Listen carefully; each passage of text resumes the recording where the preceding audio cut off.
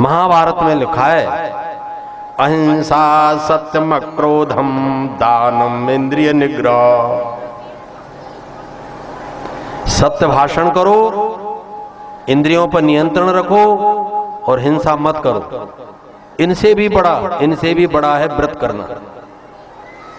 अहिंसा सत्यम अक्रोधम, कोई क्रोध न करे, सत्य बोलता रहे, अहिंसा रखे और अपनी इंद्रियों पर नियंत्रण करे। इनसे भी बड़ा है व्रत। अहिंसा सत्यम क्रोधम दानम इंद्रिय निग्रह, और दान करता रहे, इंद्रियों पर नियंत्रण करे। एतेभ्यो हि महाराजो तपोनानुष्णात् परम, इनसे भी बड़ा है व्रत करना। व्रत करने से जैसी आत्मशुद्धि होती है वैसी आत्मशुद्धि बड़े बड़े दान और यज्ञ करने से भी नहीं होती। एक दिन, केवल एक दिन निर्जल व्रत करके देखो, अंतःकरण कितना शांत शुद्ध, कितना चैतन्य हो जाता है।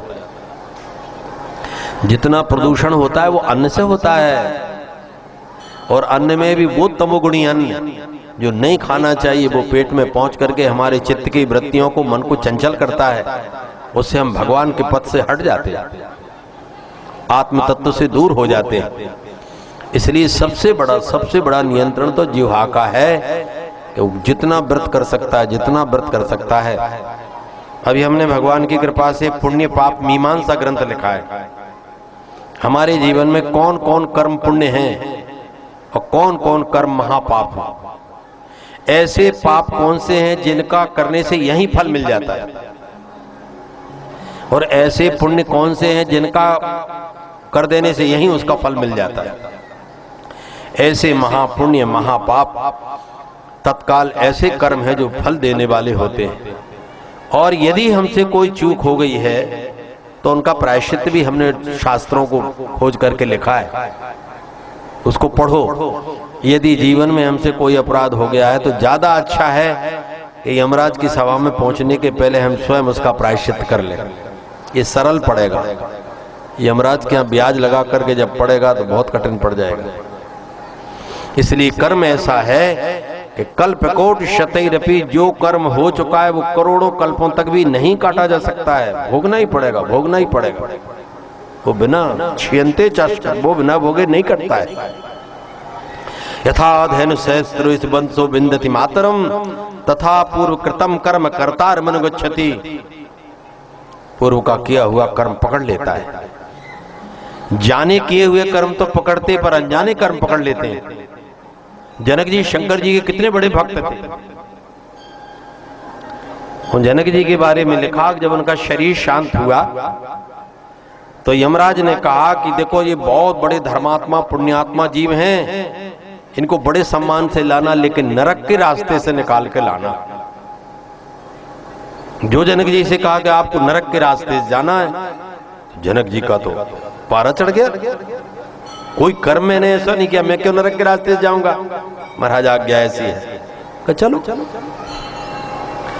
जो नरक के मार्ग से निकल करके गए और बीच नरक में पहुंचे, ऐसा हाहाकार, चिल्ला चौंत, रोना गाना, मारना काटना, घबरा गए पापियों के पापाचरणों को देख करके।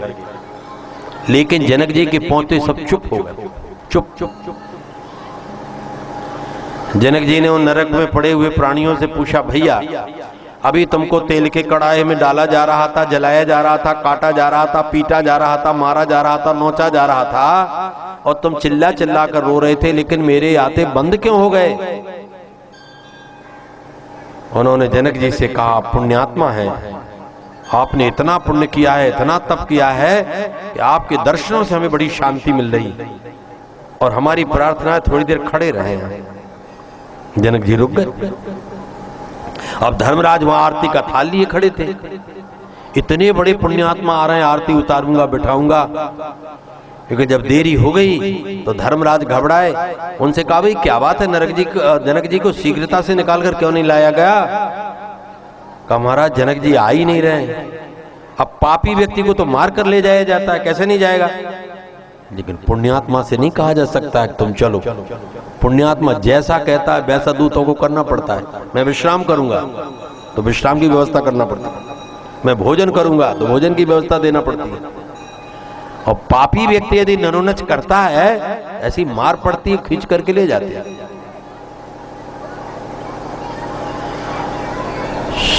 महाराज वो जनक जी आ ही नहीं रहे। धर्मराज दौड़े, का अधिक देर खड़ा कर दूं तो मेरी बड़ी कठिनाई हो जाएगी। यदि पूछ लिया शंकर भगवान ने क्यों इतनी देर नरक में रखा, तो मैं क्या उत्तर दूंगा।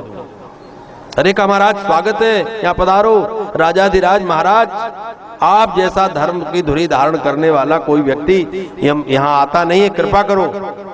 मना कर दिया, कभी नहीं आऊंगा। अब धर्मराज पास में गए तो महाराज ने कहा कि ये बताओ, पहले तो हमारा वो कर्म बताओ जिस कर्म से हमको नरक के दरवाजे से निकाला गया। पहले वो कर्म बताओ कि जिससे हमें नरक के दरवाजे से निकाला गया है। धंधी जी,